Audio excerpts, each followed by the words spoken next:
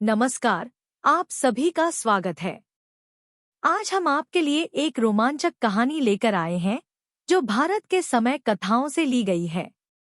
यह कहानी तेनाली रामकृष्ण की है, जो विजयनगर साम्राज्य के सम्राट कृष्णदेवराय के दरबार में एक कवि और सलाहकार थे। आइए, उनकी एक ऐसी कहानी में खो जाएं, जो हमें बुद्धिमत्ता और साहस की महत्ता सिखाती है। हमारी कहानी शुरू होती है। एक जासूस को सजा। 1520 ईस्वी के दौरान विजयनगर साम्राज्य एक बहुत ही प्रसिद्ध राज्य था। सेना में कई महान योद्धा, घोड़े और हाथी शामिल थे। विजयनगर साम्राज्य ने आवश्यकता पड़ने पर अपने पड़ोसी राज्यों पर भी आक्रमण किया।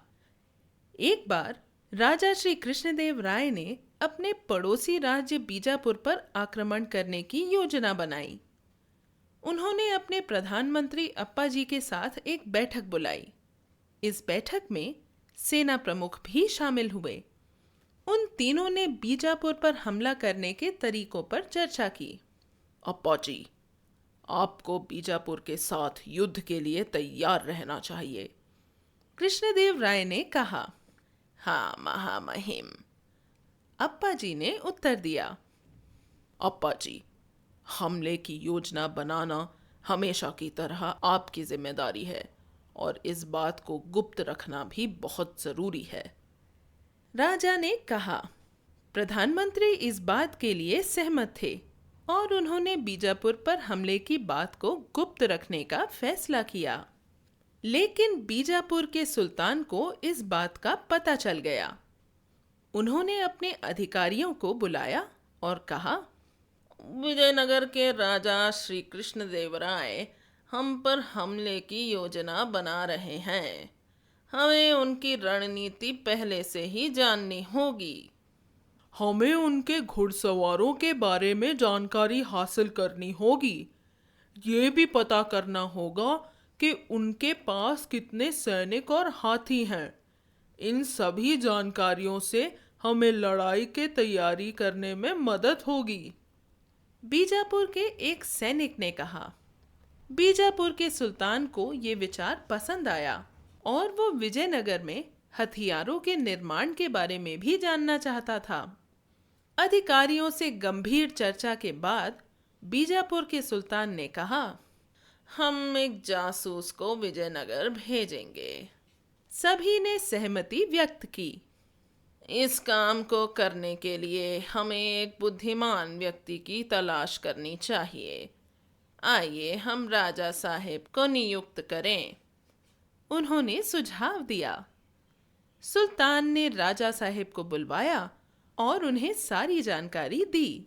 इस प्रकार बीजापुर से एक जासूस विजयनगर साम्राज्य के लिए भेजा गया, जिसका नाम राजा साहेब था।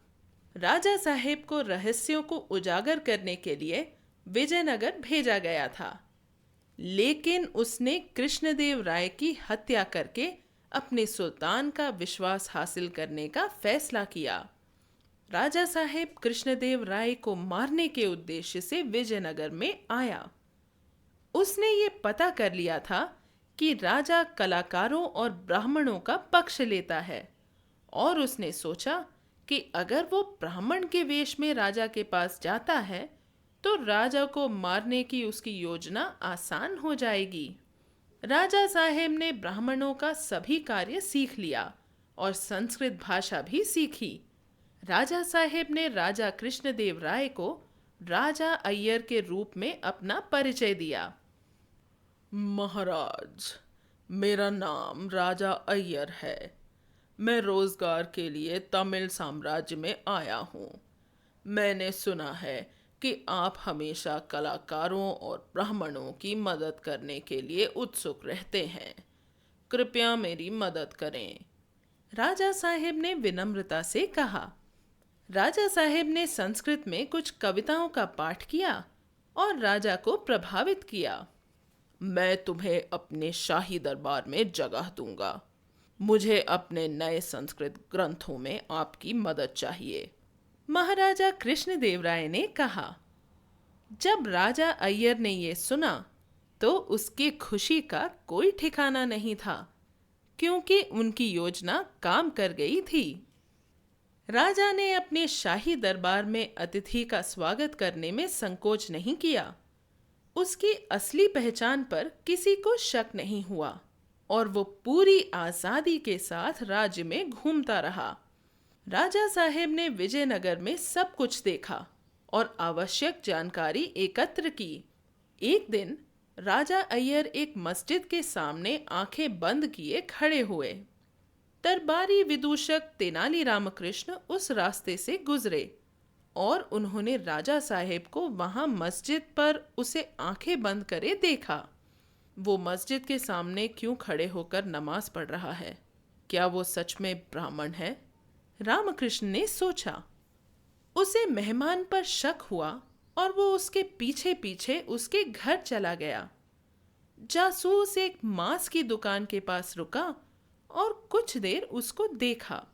जब उसने मांस देखा तो उसे चिढ़ नहीं थी, बल्कि वो उसका आनंद ले रहा था। वो मांस देखकर खुश क्यों है? वो निश्चित रूप से ब्राह्मण नहीं है, रामकृष्ण ने सोचा। अप्पा जी को देखकर राजा ने कहा, मैं अपने मेहमान राजा अय्यर को पसंद करता हूँ और मैं संस्कृत में उनके ज्ञान से भी बहुत प्रसन्न हूँ।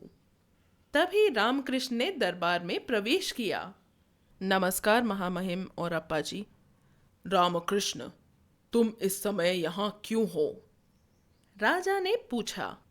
महाराज, मुझे आपको कुछ बताना है।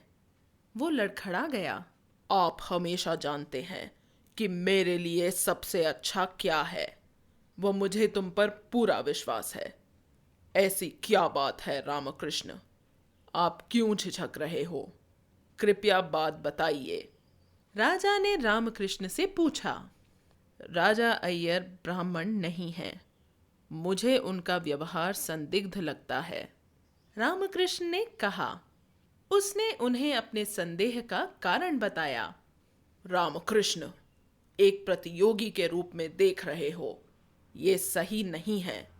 राजा कृष्णदेव राय ने रामकृष्ण को फटकार लगाई। राजा की बात से रामकृष्ण नाराज हो गए। तभी वो जासूस राजा साहेब दरबार में पहुंच गया और राजा ने उसे खुशी खुशी आमंत्रित किया। ये देखकर रामकृष्ण ने नाराज होकर महाराज से विदा ली और चले गए। राजा और जासूस अच्छे दोस्त बन गए। रामकृष्ण को जासूस के बारे में संदेह होता रहा। उन्होंने अपने संदेह को साबित करने की ठानी कि राजा अय्यर वास्तव में एक मुस्लिम थे। रामकृष्ण एक बार फिर राजा के पास गए और उन्होंने महाराज से कहा, राजा अय्यर ब्राह्मण नहीं है। वो बीजापुर के सुल्तान द्वारा भेजा गया जासूस है। रामकृष्ण, अपने संदेह के कारण एक गरीब ब्राह्मण पर आरोप मत लगाओ, राजा ने गुस्से में कहा। रामकृष्ण क्रोधित हुए और कहा, महाराज, मैं साबित कर दूंगा कि वो ब्राह्मण नहीं है। महाराज, रामकृष्ण ने हमें कई बार बचाया है। एक बार उनकी बात सुनकर हमें उस पर विश्वास करना चाहिए, अप्पा जी ने अनुरोध किया। रामकृष्ण ने चुनौती दी, मैं साबित कर दूंगा कि वो मुस्लिम है। राजा ने रामकृष्ण की चुनौती स्वीकार कर ली। रामकृष्ण शहर के बाहरी इलाके में एक तालाब में गए। रामकृष्ण ने तालाब में कदम रखा और कुछ जौंक जमा किए। उसने उन्हें ठंडे पानी से भरे बर्तन में रखा और अपने घर में छिपा दिया। उस रात राजा, अप्पाजी, सेना प्रमुख और कुछ सैनिक रामकृष्ण के साथ जासूस के घर गए और उसके शयन कक्ष की खिड़की के पास खड़े हो गए। जासूस गहरी नींद में था। रामकृष्ण ने जौंक से भरा पानी खिड़की से उसके ऊपर फेंक दिया। जासूस जौंक के काटने से अचानक उठा और जब उसने अपने शरीर पर जौंक को देखा तो वो अपनी मौत से डर गया और चिल्लाया, अल्लाह अल्लाह। जब वो अल्लाह अल्लाह चिल्ला रहा था तब राजा ने ये देखा और राजा तुरंत समझ गए कि वो ब्राह्मण नहीं है। जब जासूस ने राजा और अन्य लोगों को देखा तो वो एक बार फिर चिल्लाया, अल्लाह! राजा ने सैनिकों को जासूस को गिरफ्तार करने का आदेश दिया। जिस घर में वो रहता था उसकी भी पूरी तरह से जांच की गई और मूल्यवान दस्तावेज बरामद किए गए, जिससे साबित हुआ कि वो वास्तव में एक जासूस था। अगले दिन शाही दरबार में राजा ने जासूस को मृत्यु दंड की सजा सुनाई। सभी ने रामकृष्ण के इस कार्य की सराहना की। कृष्णदेव राय ने एक बार फिर राज्य को बचाने के लिए रामकृष्ण को 1,00,000 सोने के सिक्कों से पुरस्कृत किया। इस कहानी से हमें सीखने को मिलता है कि सच्चाई और ईमानदारी हमेशा सबसे ऊपर रहती है और झूठ और धोखे का पर्दाफाश हो ही जाता है। आप स्टोरी वेव्स ऐप डाउनलोड करें और विभिन्न संस्कृतियों से कहानियों का आनंद लें। एक स्टोरी वेव्स सदस्यता 1 महीने में $1 से कम की लागत से आती है, जो इसे आपके परिवार के लिए गुणवत्तापूर्ण कहानियों को लाने का सबसे सस्ता तरीका बनाती है। सभी नए कहानियां स्टोरी वेव्स ऐप पर उपलब्ध हैं और सबसे रोमांचक सामग्री केवल ऐप पर ही मिलती है।